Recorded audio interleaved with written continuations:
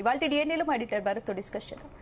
భరత్, మనం మొన్న డిస్కస్ చేసాము తెలంగాణలో విద్యా కమిషన్ రిపోర్ట్ పై అభ్యంతరాలు ఏంటి అనేది కూడా.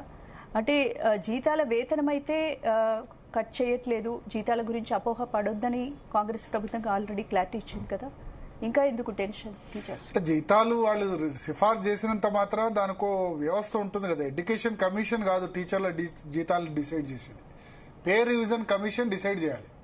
పే రివిజన్ కమిషన్ పెంచడానికి చేస్తారు తప్ప తగ్గించడం అంటూ ఎక్కడ ఉండదు. జీతాలు ప్రభుత్వ ఉద్యోగులకు తగ్గించింది ప్రపంచంలో ఎక్కడా లేదు, ఏ రాష్ట్రంలో కూడా తగ్గించలేదు. ప్రైవేట్ ఉద్యోగులకు తగ్గిస్తారేమో. సో ఆయన రికమెండ్ చేసినంత మాత్రాన తగ్గిస్తారని కూడా కాదు. దాని మీద ఆయన కూడా క్లారిఫై ఇచ్చుకోవాల్సి వచ్చింది, నేను ఏం చెప్పాను అని చెప్పి.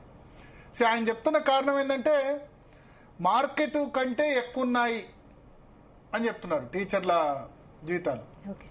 సో మార్కెట్ కంటే ఏంది ప్రామాణికం? ప్రైవేటు ప్రభుత్వ ఉద్యోగులు ఇద్దరు సమానం అయితే ప్రభుత్వ ఉద్యోగాల కోసం అంత పోటీ ఎందుకు ఉంటుంది? అంతేనా కాదు? ప్రైవేట్ ఉద్యోగం కంటే ప్రభుత్వ ఉద్యోగం మోర్ సెక్యూర్డ్, ప్లస్ ఎక్కువ జీతం, బయట కాంపిటేటివ్ కంటే ఎక్కువ జీతం అనే ఉద్దేశంతోనే ప్రభుత్వ ఉద్యోగం కోసం వేలాది మంది పోటీ పడతారు. అంతే కదా? గ్రూప్ 1 563 పోస్టులే, రాసేది మాత్రం 5 లక్షల మంది ఉంటారు. సో కాంపిటీషన్ ఆ విధంగా ఉంటుంది. సో ఇక్కడ ప్రభుత్వం మనకు తెలిసిన సమాచారం ఏంటంటే రేవంత్ రెడ్డి ఆ కమిషన్ నివేదిక ఇస్తున్నప్పుడే ఈ జీతాలకు సంబంధించిన ఇష్యూ మనం ఎందుకు రేజ్ చేయడం, దీన్ని ఎందుకు, ఇది విద్యా కమిషన్కు సంబంధం ఏందన్న రీతిలో ఆయన మాట్లాడినట్టుగా తెలుస్తోంది. ఒకటి, ఆ జీతాల ఇష్యూ లేకపోతే ఇంకా కొన్ని ఇష్యూస్ కనుక ప్రస్తావించకపోతే రిపోర్టుకు కొంత ఏమంటారంటే ఆ ఇష్యూ రేజ్ చేయకుండా ఉంటే రిపోర్ట్లో మిగతా పార్ట్స్ ఆలోచించేవాడు. దానివల్ల ఏం జరిగిందంటే టీచర్ల మీద అక్కసు ఉంది, టీచర్ల మీద వ్యతిరేకత ఉంది, టీచర్ల గురించి నెగటివ్ యాంగిల్లో వీళ్ళు ఆలోచిస్తుంది విద్యా కమిషన్ అని చెప్పి అనుకునే పరిస్థితి వచ్చింది. ఇప్పుడు దానిలో మంచి రికమెండేషన్స్ ఉండొచ్చు, చెడు రికమెండేషన్స్ కూడా ఉండొచ్చు. సో అల్టిమేట్గా ఏం జరిగింది, మొత్తం ఫోకస్ అంతా కూడా టీచర్ల శాలరీస్ మీద వెళ్ళింది కదా. ప్రైవేట్ రంగంలో శాలరీస్ తక్కువ ఇస్తే టీచర్లకు ఎక్కువించాల్సిన బాధ్యత ప్రభుత్వానికి. ఎందుకంటే రూల్ ఏముందంటే ప్రైవేట్ స్కూల్ పెడితే 95% ఖర్చు పెట్టాలి, కేవలం 5% మాత్రమే ప్రాఫిట్ తీసుకోవాలి. విద్యలో వైద్యలో ఎక్కువ లాభాలు తీసుకోవడానికి ఉండకూడదు. 95% ఖర్చు పెట్టాలి, 5% ప్రాఫిట్ తీసుకోవాలి. ఎడ్యుకేషన్లో 5% ప్రాఫిట్ తీసుకుంటారా? నారాయణ, శ్రీ చైతన్య, భాష్యం 1, 2, 3 అంటారు, తీసుకుంటారా? ఈ టెక్నో స్కూల్స్, ఆ స్కూల్స్, చిన్న చిన్న స్కూల్స్ దగ్గర మొదలు పెడితే 50-60 వేలకు ఫీజు, ఎక్కడ ఇయర్లీ ఫీజు తక్కువ లేదు.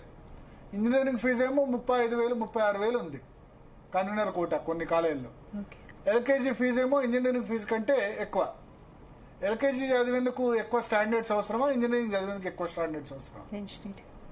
సో ఇంజనీరింగ్ సంబంధించి విద్యకు ఎన్ని ప్రమాణాలు కావాలి, దానికి ల్యాబులు కావాలి, పెద్ద పెద్ద బిల్డింగ్లు కావాలి. ఇది ఒక హైదరాబాద్లో అయితే అపార్ట్మెంట్లో నడిపించేస్తారు, ఊర్లలో అయితే ప్రైవేట్ స్కూల్స్ ఎట్లా ఉంటాయో చూడు. అయితే కొన్ని మంచి రికమెండేషన్స్ ఉన్నాయి.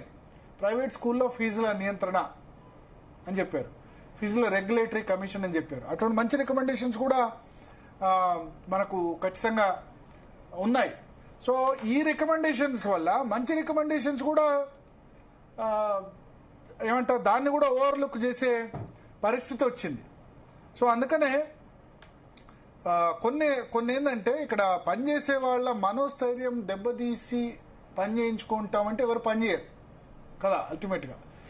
రెండవది, కొన్ని పరిధిలో లేని ఇష్యూస్ ఉన్నాయి. BA DEDకు సంబంధించి ఏం చెప్పారంటే DED అసలు అవసరమే లేదు అని చెప్పారు.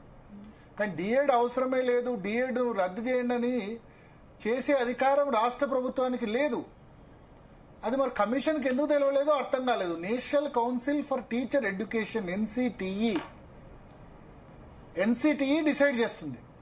NCTE డిసైడ్ చేసిందంటే దాన్ని ఇంకా ఏ రాష్ట్ర ప్రభుత్వం కదిలించడానికి వీల్లేదు. ప్రాథమిక విద్య చెప్పాల్సింది DED వాళ్ళతో అని చెప్పి NCTE డిసైడ్ చేసింది. ఇప్పుడు BEd వాళ్ళకు కూడా అర్హత లేదు, ఓన్లీ 6th to 10th మాత్రమే BEd వాళ్ళు చెప్పగలరు.